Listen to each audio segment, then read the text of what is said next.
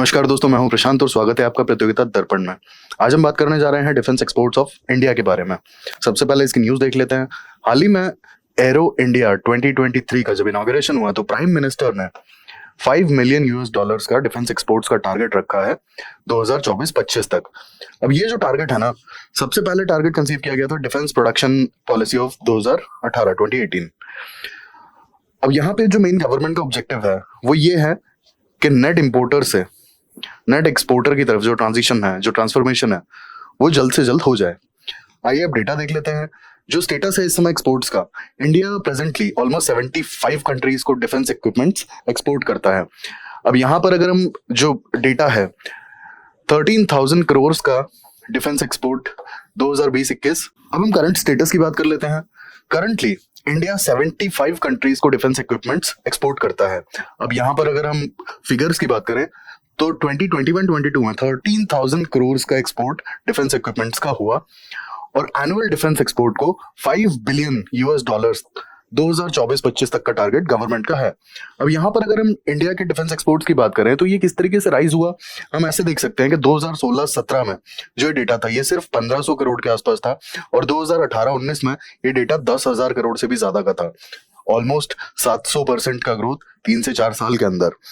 अब वैल्यू की अगर हम बात करें तो 2014-15 में सिर्फ 1,900 करोड़ के लगभग का डिफेंस एक्सपोर्ट्स था और ये 2020-21 आते आते 8,400 करोड़ का वैल्यू डिफेंस एक्सपोर्ट्स का था इंडिया का। अब यहाँ पे इंडिया ने एक बहुत एम्बिशियस टारगेट डिफेंस मैन्युफैक्चरिंग के लिए अपना एस्टैब्लिश किया है 25 बिलियन का, और यह इसमें से जो 35,000 करोड़ होंगे वो एक्सपोर्ट के लिए होंगे और ये टारगेट 2025 तक अचीव करना है। अब यहाँ पे हम सबसे पहले नीड की बात करेंगे कि डिफेंस एक्सपोर्ट्स को बढ़ाने की और इतनी बड़े टारगेट्स की जरूरत क्या थी। सबसे पहले यहाँ बात आती है सेल्फ रिलायंस की। अब सेल्फ रिलायंस के सिपरी के रिपोर्ट के अकॉर्डिंग अगर हम देखेंगे तो इंडिया बहुत बड़ा डिफेंस स्पेंडर है as well as defence imports. अगर हम कुछ साल पहले की सिपरी रिपोर्ट की बात करते हैं तो डिफेंस इंपोर्ट्स में इंडिया ऑलमोस्ट नंबर 1 पे रहा है बहुत लंबे टाइम तक। तो ये सेल्फ रिलायंस बहुत ज्यादा जरूरी है कि हम अपने डिफेंस के जो भी इक्विपमेंट्स हैं वो खुद से मैन्युफैक्चर करें। सेकेंडली यहाँ पे आता है to reduce dependency on foreign players. अब यहाँ पे ऑब्वियसली बात है कि अगर हम इंपोर्ट कर रहे हैं तो इंपोर्ट किसी ना किसी फॉरेन प्लेयर से ही करेंगे ना, और फॉरेन प्लेयर पर डिपेंडेंस अगर हमारी स्पेसिफिकली डिफेंस को लेकर के, डिफेंस इक्विपमेंट्स को लेकर के होगी तो जिस हिसाब का आज की तारीख में जियोपॉलिटिक्स है और जिस हिसाब से इंडिया बढ़ता जा रहा है इंटरनेशनल जियोपॉलिटिक्स पे, इंटरनेशनल प्लेटफॉर्म पे इंडिया का जो ओहदा है, जो स्टेटस है, जितना तेजी से पिछले 2 डेकेड्स में बढ़ा है, तो यहाँ पे हमें किसी और कंट्री पे अपने डिफेंस इक्विपमेंट्स के लिए जो रिलायंस है वो जितना कम हो उतना बेटर है। तो हमारी जो डिपेंडेंसी है वो फॉरेन प्लेयर्स पे कम हो जानी चाहिए और ये बहुत जल्दी होना चाहिए। इसके बाद जो बैलेंस ऑफ पेमेंट डेफिसिट है उसे कम करना। बेसिकली अब जो डिफेंस इंपोर्ट्स आते हैं मेजोरिटी का जो पेमेंट होता है ना वो US डॉलर में होता है और यहाँ पे फॉरेन एक्सचेंज कितनी क्वांटिटी में जाता है ये हम समझ सकते हैं। हजारों करोड़ों की डील होती है, 1,000 करोड़ एज इन जो डेटा ही होता है सपोज 1,200 करोड़, 12,000 करोड़, तो आप समझ सकते हैं इसमें कितना फॉरेन एक्सचेंज चला जाता होगा। तो हमारा जो बैलेंस ऑफ पेमेंट का इशू आता है उसे भी हम कर्व करेंगे अगर हम जो इंडिजिनस यानी कि लोकल प्रोडक्शन को बढ़ा देते हैं। तो फिर इसका एक और जो बेनिफिट होगा वो ये होगा कि एज हमने अभी हाल फिलहाल में देखा कि इंडिया में अनएम्प्लॉयमेंट की सिचुएशन थोड़ी सी बिगड़ती जा रही है, तो अगर हमारे यहाँ पे डिफेंस इंडस्ट्रीज और डिफेंस मैन्युफैक्चरिंग को बढ़ावा मिलेगा और अगर वो बढ़ जाती है टाइमली तो कितना एम्प्लॉयमेंट जनरेशन होगा और एक्सपोर्ट्स के तो हमारे टारगेट हैं ही, तो हमारा जो फॉरेन एक्सचेंज का इनकम है वो भी बढ़ेगा। Then lastly to reduce the cost of production in India and thereby reduce the fiscal deficit. अब इंडिया बेसिकली हाल फिलहाल में जो भी प्रोडक्शन होता है, डिफेंस मैन्युफैक्चरिंग जो भी होता है, कम है हालांकि बट धीरे धीरे बढ़ रहा है, इसका भी कॉस्ट बहुत हाई है, बहुत ज्यादा है। जैसे आप DRDO का अगर कोई भी सैंपल उठाकर देखें, DRDO बहुत सारी चीजें, defence research and development organisation जो है काफी प्रोटोटाइप्स तैयार करता है और उसका कई बार होता है कि मास लेवल पे जाके अगर मैन्युफैक्चरिंग होता भी है ना तब भी वो बहुत एक्सपेंसिव पड़ता है, हम इंपोर्ट करेंगे उससे ज्यादा महंगा कई बार वो पड़ जाता है। तो रीजन बीइंग यहाँ पे टेक्नोलॉजी और वो सारी एफिकेसी की बात आ जाती है, इसीलिए जो कॉस्ट ऑफ प्रोडक्शन है उसे भी रिड्यूस करना बहुत ज्यादा जरूरी है और यहाँ technology as well as mass production दोनों की बात हो रही है। अब सिपरी की रिपोर्ट के अकॉर्डिंग अगर हम 2019 की रिपोर्ट देखेंगे तो 2019 का जो डेटा है उसके according India was the 3rd largest defence spender in the world. अब इनिशिएटिव्स की बात कर लेते हैं हम कि गवर्नमेंट ऑफ इंडिया ने क्या क्या इनिशिएटिव्स लिए हैं डिफेंस एक्सपोर्ट्स को बढ़ाने के लिए। सबसे पहला आता है make in India, indigenous manufacturing, local manufacturing को बढ़ावा देने के लिए मेक इन इंडिया को लाया गया। अब मेक इन इंडिया के तहत Uttar Pradesh as well as Tamil Nadu में डिफेंस मैन्युफैक्चरिंग के कॉरिडोर्स इस्टेब्लिश किए जाएंगे। सेकेंडली आता है foreign investment. Foreign investment basically FDI. FDI अब गवर्नमेंट ने ये कर दिया कि 74% जो एफडीआई है वो डायरेक्टली आपका ऑटोमेटिक रूट से आ सकता है, और 100% एफडीआई अलाउड है डिफेंस मैन्युफैक्चरिंग में, लेकिन 100% सिर्फ और सिर्फ गवर्नमेंट अप्रूवल के बाद। अब यहाँ पे ये ऑटोमेटिक और गवर्नमेंट अप्रूवल क्या है, बेसिकली 74% तक अगर किसी को भी एफडीआई यानी कि फॉरेन डायरेक्ट इन्वेस्टमेंट करनी है तो वो डायरेक्टली बिना किसी अप्रूवल के डायरेक्टली कर सकते हैं। और 100% अगर एफडीआई का जहाँ पे आता है डेटा, जहाँ पे भी इस एक्सटेंट पे एफडीआई होनी है, वहां पे गवर्नमेंट के अप्रूवल की जरूरत पड़ती है। गवर्नमेंट के अप्रूवल की जरूरत एज इन कि जो गवर्नमेंट की वेबसाइट है एफडीआई के लिए, वहां जाके एप्लीकेशन फाइल करना होगा। वो एप्लीकेशन मिनिस्ट्री के पास जाएगा, मिनिस्ट्री डीपीआईआईटी से कॉन्टैक्ट करेगी और ये दोनों मिलकर डिसाइड करेंगे कि ये जो एप्लीकेशन है एफडीआई के लिए सही है या नहीं, इसको रिजेक्ट करना है या एक्सेप्ट करना है। तो बेसिकली जो अप्रूवल रूट है, अप्रूवल रूट 100% के लिए है, और यहाँ पे government as well as RBI दोनों का ही रोल आता है। एंड एज गवर्नमेंट में आपका मिनिस्ट्री और डीपीआईआईटी दोनों आ जाते हैं। Then strategic defence partnership. अब यहाँ पे स्ट्रैटेजिक डिफेंस पार्टनरशिप बेसिकली जैसा हमने देखा कि इंडिया में टेक्नोलॉजी का इशू रहता ही रहता है ना। टेक में हम हाल फिलहाल पीछे हैं, और पीछे एज एन हम ग्रो कर रहे हैं। बहुत सी कंट्रीज ऐसी हैं जो ऑलरेडी ग्रो कर चुकी हैं। एग्जाम्पल के लिए आप यूएस देख लीजिए, फ्रांस देख लीजिए, इजराइल देख लीजिए। तो ये कंट्रीज बहुत पहले से अपने डिफेंस इक्विपमेंट्स और डिफेंस मैन्युफैक्चरिंग के बेस पे काम कर रही हैं, तो ये बहुत ज्यादा ग्रो ऑलरेडी कर चुकी है। अब ये ग्रो कर चुकी हैं तो हमें इन्हें फिलहाल कम्पीट तो नहीं करना है, हमें अपनी प्रॉब्लम्स को फेस करना है और उनके लिए सोल्यूशन निकालना है। बट जैसा कि हमने देखा कि हम ऑलरेडी डिफेंस मैन्युफैक्चरिंग का बेस हमारा थोड़ा सा वीक था, इस कारण से होता क्या है कि टेक्नोलॉजी में भी हमने बहुत ज्यादा ग्रो नहीं किया है। अब यहाँ पे क्योंकि टेक्नोलॉजी बहुत ज्यादा नहीं है और बहुत ज्यादा एक्सपर्टीज नहीं है, तो इसलिए जो इंडिया की कुछ कंपनीज हैं वो स्ट्रैटेजिक डिफेंस पार्टनरशिप में एंटर कर रही हैं।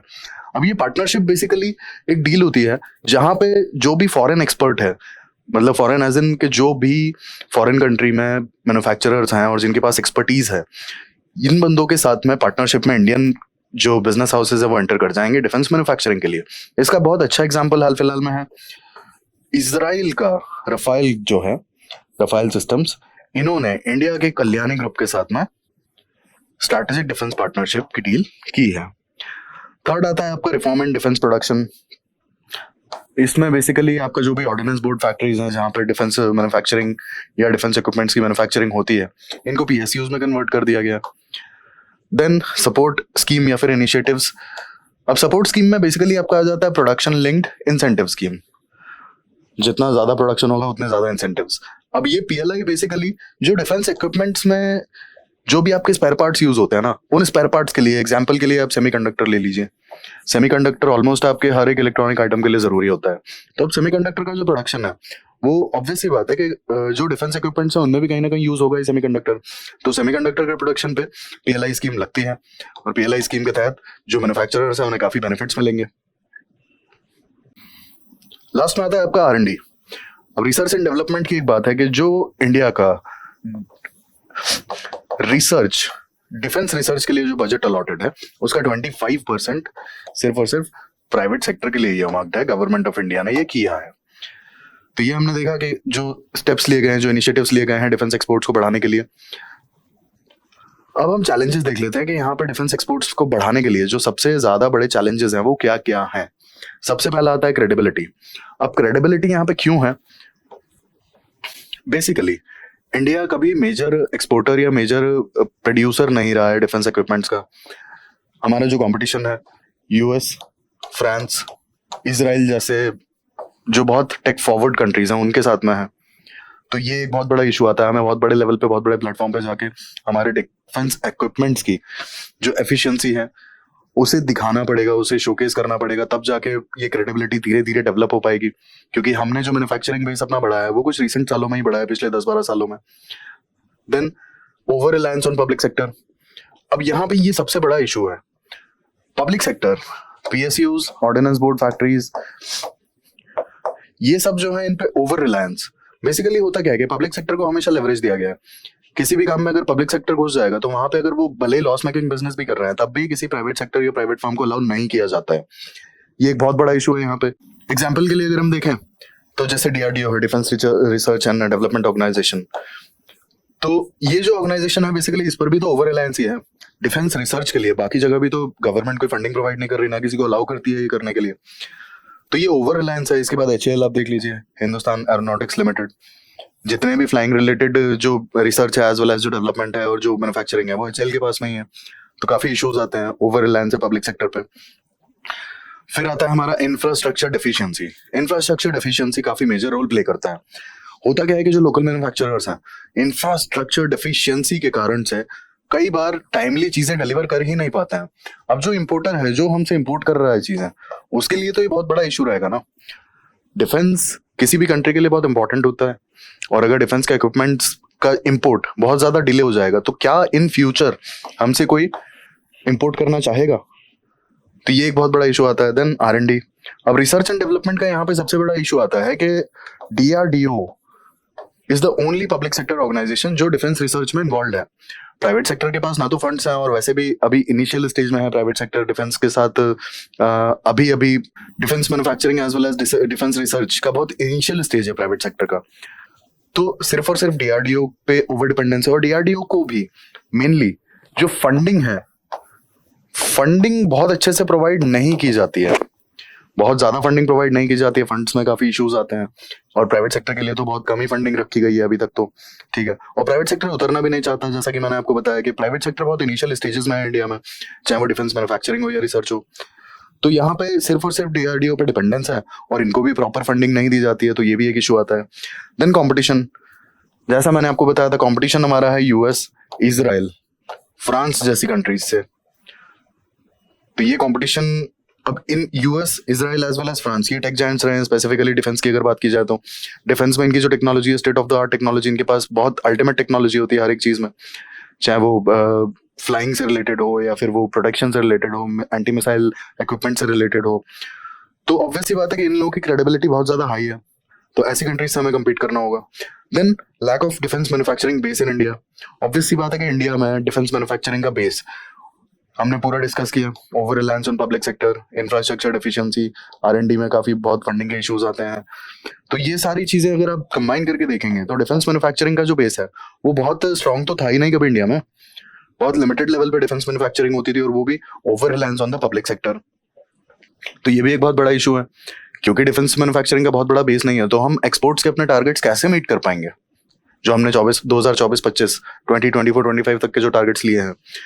Then poor technological transfer by foreign companies. अब ऑब्वियस सी बात है, US, फ्रांस, इजराइल जैसी जो कंट्रीज हैं, ये अपने यहाँ कोई भी डेवलपमेंट करती हैं डिफेंस इक्विपमेंट का, तो ऑब्वियस सी बात है कि वो इतना इजीली ट्रांसफर तो नहीं करेंगी ना। टेक्नोलॉजिकल ट्रांसफर तो होगा नहीं, टेक्नोलॉजिकल ट्रांसफर में इश्यूज भी आते हैं, और जो टेक्नोलॉजी उन्होंने अपने यहाँ डेवलप करी है वो इतना इजीली कैसे दे देंगे?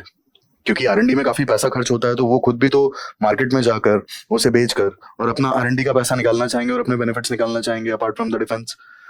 तो ये एक इशू आता है। Then lack of data. अब प्रॉपर डेटा भी अवेलेबल नहीं है ना, कि जैसे कितना इंडिजिनस प्रोडक्शन हुआ है, या हम कितना जो एक्सपोर्ट करेंगे उसमें कितना हमारा इंडिजिनाइजेशन होगा। सारी चीजें लोकली अवेलेबल है, या हमें कुछ चीजें स्पेयर पार्ट्स एग्जाम्पल के लिए वो इम्पोर्ट करना पड़ रहा है, तो इसके लिए कोई डेटा भी नहीं है credible. Then assessment of degree of indigenisation.